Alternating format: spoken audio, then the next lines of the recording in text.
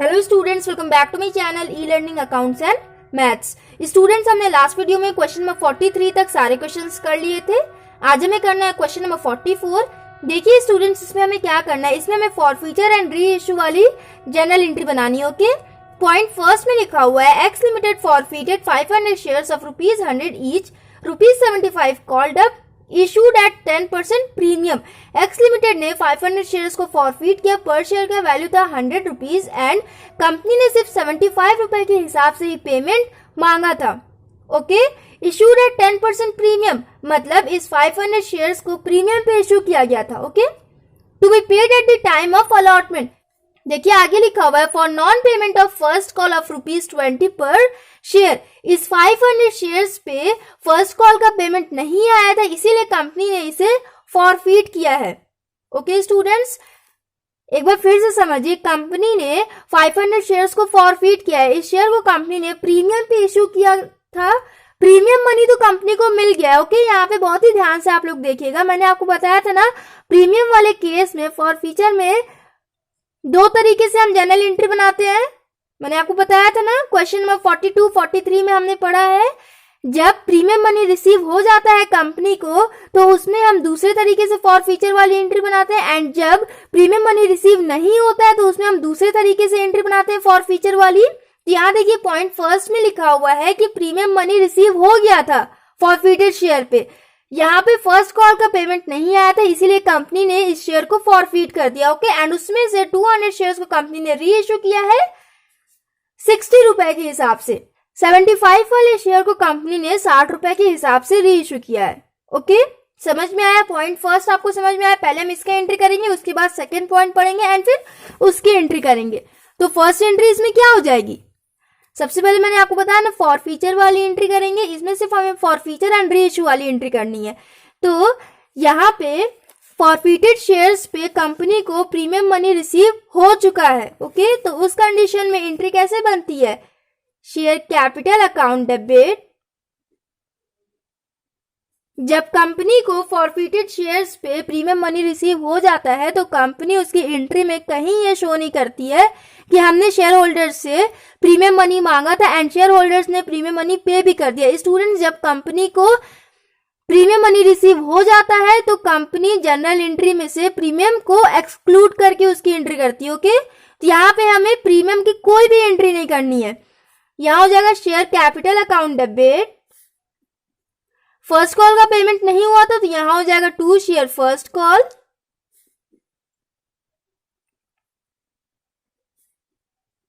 Account to share forfeiture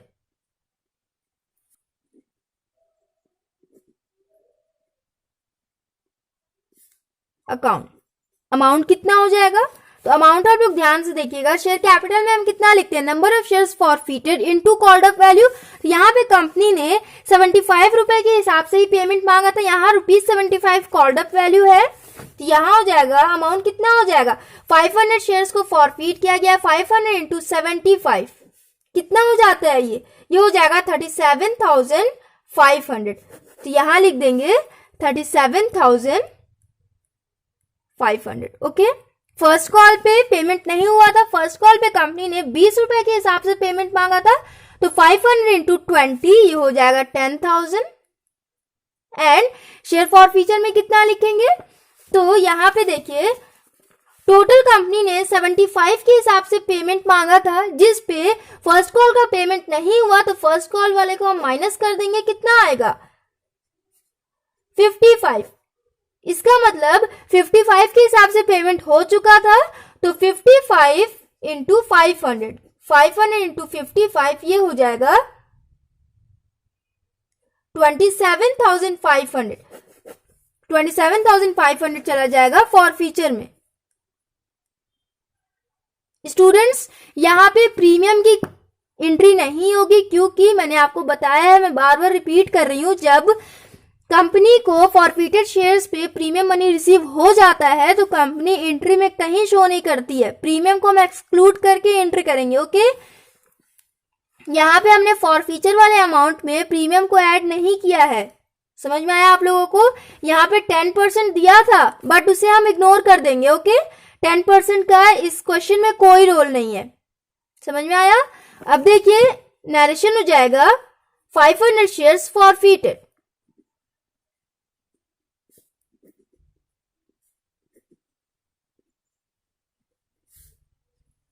इसके बाद री इश्यू वाली एंट्री करेंगे। उसमें से कंपनी ने 200 शेयर्स को री इश्यू कर दिया है डिस्काउंट पे। 75 वाले शेयर को कंपनी ने 60 रुपए के हिसाब से री इश्यू किया, इसका मतलब डिस्काउंट पे री इश्यू हुआ है ये। तो डिस्काउंट वाले एंट्री करेंगे, bank account debit, share forfeiture account debit,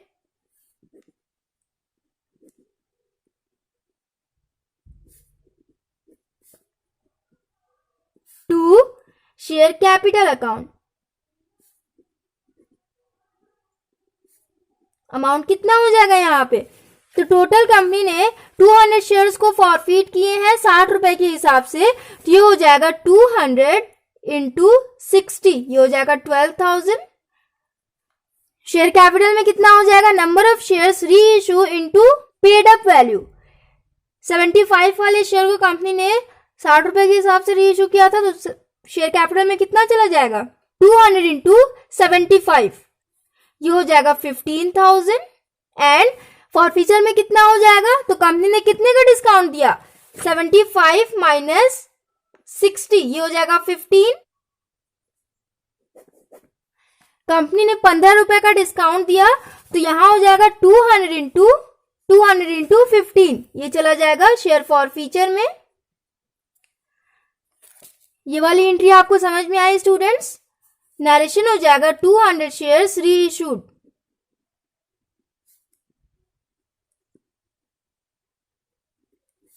इसके बाद नेक्स्ट एंट्री, फॉरफीचर वाले अमाउंट को कैपिटल रिजर्व में ट्रांसफर करना है, तो वाली एंट्री हो जाएगी शेयर फॉरफीचर अकाउंट डेबिट,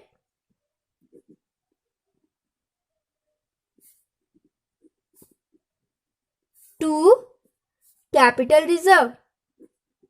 आप लोग पूरा लिख लीजिएगा कैपिटल रिजर्व। ओके, अमाउंट कितना हो जाएगा? तो टोटल कंपनी ने 500 शेयर्स को फॉरफिट किया है, तो उस पे कितना फॉरफीचर पे प्रॉफिट आया है? 27,500। बट उसमें से कंपनी ने सिर्फ 200 शेयर्स को री इश्यू किया है, तो हमें 200 के अकॉर्डिंग कैलकुलेट करना होगा।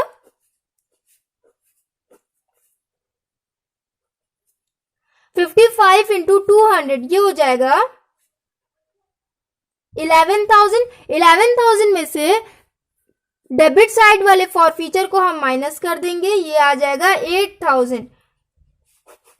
तो ये हो जाएगा यहाँ पे कैपिटल रिजर्व में 8,000 एंड 8,000। स्टूडेंट्स ये वाला कैलकुलेशन आपको आता होगा, बहुत ही पहले से हम लोग पढ़ते आ रहे हैं। जब से फॉरफीचर वाला टॉपिक शुरू हुआ है तब से ये वाला कैलकुलेशन हमने किया है। जब कंपनी टोटल फॉरफिटेड शेयर में से कुछ शेयर्स को री इशू करती है, तो उसका कैलकुलेशन हम ऐसे ही करते हैं ना। तो आपको समझ में आया होगा 8,000 कहाँ से आया। सबसे पहले हम 200 शेयर्स के अकॉर्डिंग फॉरफीचर वाला अमाउंट कैलकुलेट करेंगे, 11,000 आएगा। 11,000 में से हम डेबिट साइड वाले फॉरफीचर को माइनस करेंगे, तो ये आ जाएगा 8,000। ओके, अब नरेशन हो जाएगा forfeited amount transfer to capital reserve account. Okay, point first हमने कंप्लीट कर लिया। अब हम सेकंड पॉइंट करेंगे। तो देखिए सेकंड पॉइंट में क्या लिखा हुआ है। X limited forfeited 300 shares of ₹100 each, ₹75 called up, issued at 10% premium. X Limited ने 300 शेयर्स को प्रीमियम पे इशू किया, 10% के प्रीमियम पे। पर शेयर का वैल्यू था ₹100 एंड कंपनी ने सिर्फ 75 के हिसाब से ही पेमेंट मांगा था। To be paid at the time of allotment, premium money allotment के टाइम में पे करना था। Okay, for non payment of allotment money of ₹30 per share and first call ₹20 per share. Students यहाँ पे आप लोग बहुत ही ध्यान से देखिएगा, यहाँ पे लिखा हुआ है कि एक्स लिमिटेड ने 300 शेयर्स को फॉरफिट किया। इस शेयर पे allotment money and first call money receive नहीं हुआ था कंपनी को, इसीलिए कंपनी ने इस शेयर को फॉरफिट कर दिया। ओके, एंड कंपनी ने अलॉटमेंट के टाइम में ही प्रीमियम मनी मांगा था। इसका मतलब इस शेयर पे प्रीमियम मनी कंपनी को रिसीव नहीं हुआ है। ओके, तो फॉरफीचर में सिक्योरिटी प्रीमियम रिजर्व वाली भी एंट्री हमें करनी है। Out of these 100 shares were reissued as fully paid up, इसमें से कंपनी ने 100 शेयर्स को री इशू किया है, कितने में री इशू किया है, री इशू का प्राइस गिवन नहीं है, हमें कैलकुलेट करना है। ओके 3100 वो ट्रांसफर टू कैपिटल रिजर्व, 3100 हमें कैपिटल रिजर्व में ट्रांसफर करना है। ओके सिंपल एंट्री है, देखेंगे कैसे करना है। सबसे पहले हम फॉरफीचर वाली एंट्री करेंगे। यहाँ पे देखिए प्रीमियम मनी फॉरफीटेड शेयर्स पे कंपनी को रिसीव नहीं हुआ है, तो उस कंडीशन में एंट्री क्या बनती है, देखिए मैंने आपको बताया है, यहाँ पे भी आप लोग देख लीजिए। Share capital account debit securities premium reserve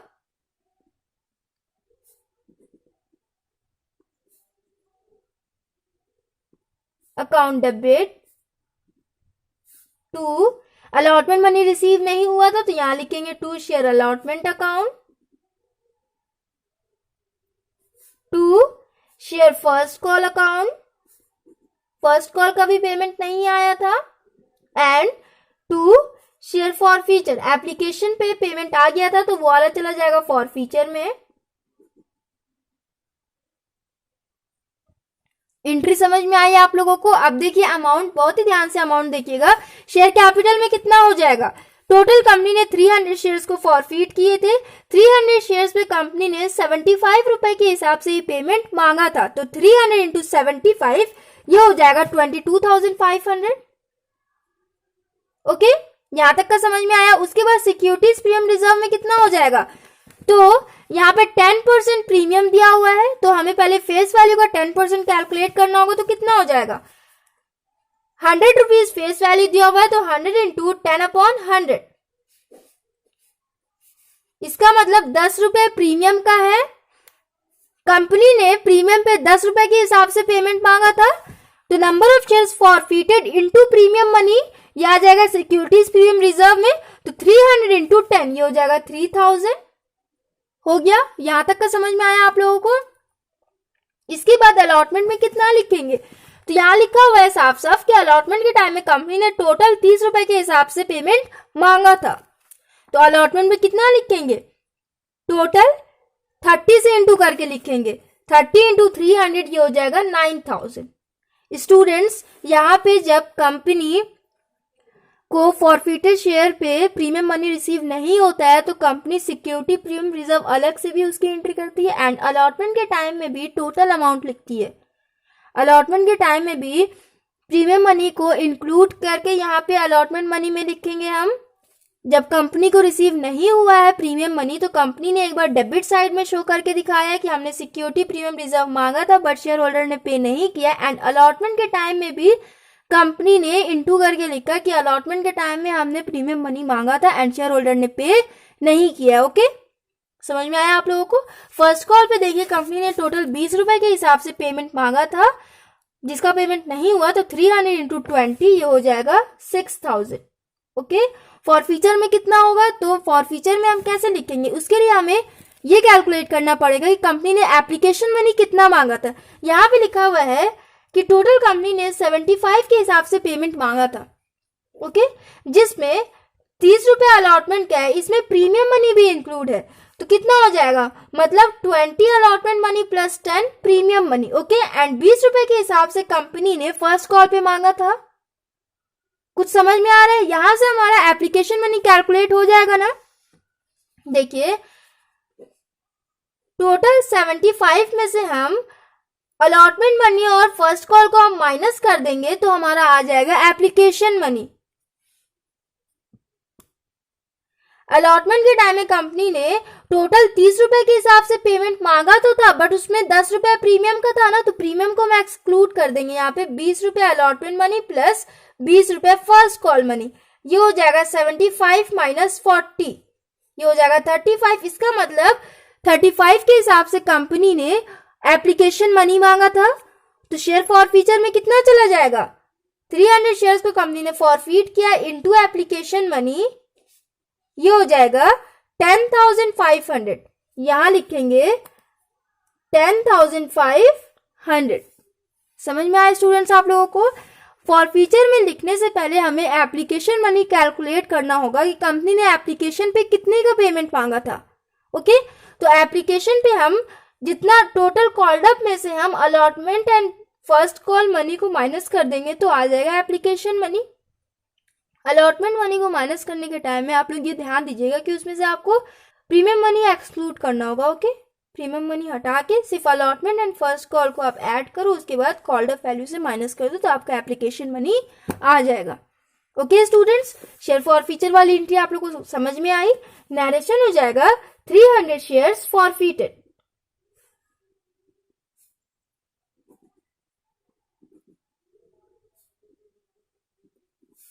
इसके बाद रीइश्यू वाली एंट्री करेंगे, उसमें से 100 शेयर्स को कंपनी ने रीइश्यू भी किया था एंड रीइश्यू कंपनी ने प्रीमियम पे किया या फिर डिस्काउंट पे किया, ऐसा कोई इन्फॉर्मेशन गिवन नहीं है आपके क्वेश्चन में। ऐसा क्वेश्चन हमने पीछे भी किया था, तो वाली एंट्री हम नहीं बनाएंगे। उससे पहले हम कैपिटल रिजर्व वाली एंट्री बनाएंगे। ओके, कैपिटल रिजर्व में कितना जाएगा 3100, ये आपके क्वेश्चन में गिवन है ऑलरेडी, तो यहां लिखेंगे share forfeiture account debit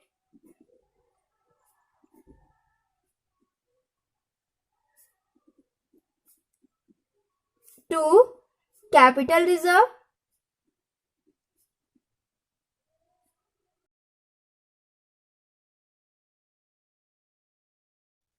$3,100 and 3,100। Okay, अब हमें कैलकुलेट करना है कि कंपनी ने कितने रुपए के हिसाब से शेयर्स को रीइश्यू किया था। ओके, तो देखिए, तो 10,500 का प्रॉफिट आया था फॉर फीचर पे, बट उसमें से कंपनी ने सिर्फ 100 शेयर्स को रीइश्यू किया है, तो हमें 100 शेयर्स के अकॉर्डिंग देखना होगा कि फॉर फीचर पे कितना आ रहा है।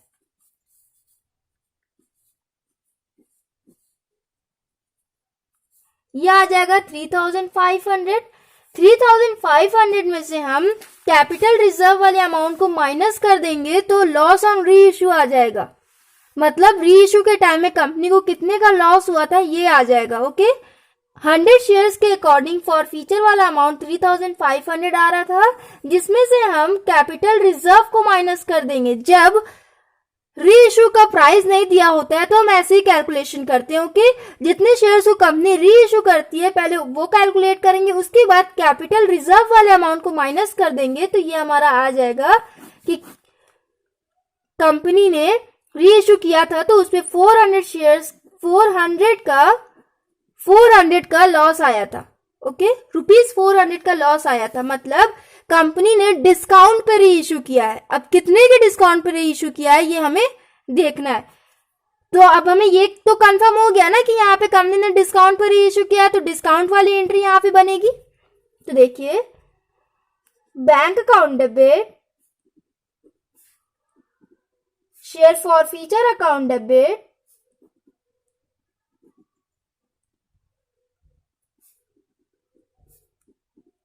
टू शेयर कैपिटल अकाउंट,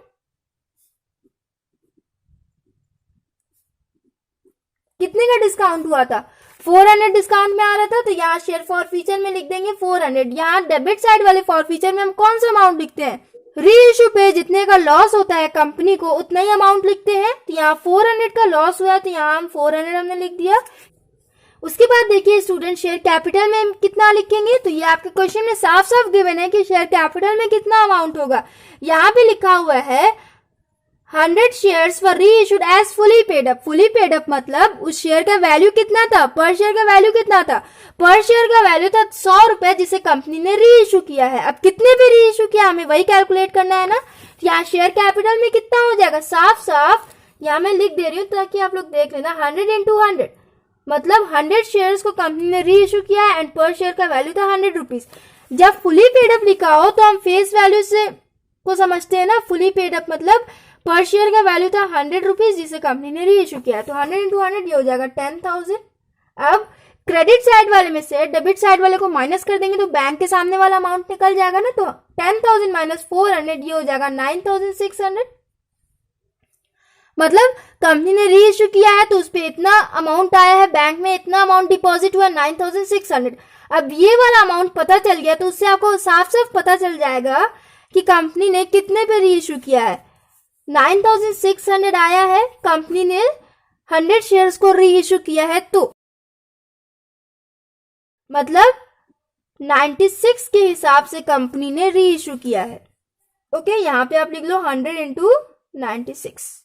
इसका मतलब 100 रुपीज वाले शेयर्स को कंपनी ने 96 रुपीज के हिसाब से री इशू किया है। री इशू डिस्काउंट भी हुआ है, 4 रुपए का उस पर डिस्काउंट मिला था। 100 माइनस 96 4 आता है, 4 इंटू 100 ये आया हमारा 400। समझ में आया उस स्टूडेंट्स आप लोग को? आई होप आप लोग ये वाला क्वेश्चन समझ में आया हो। क्वेश्चन नंबर 44 हमने कंप्लीट कर लिया। नेक्स्ट वीडियो में हम क्वेश्चन नंबर 45 करेंगे। So if you like my video then please like share comment and do subscribe my channel. Thanks for watching.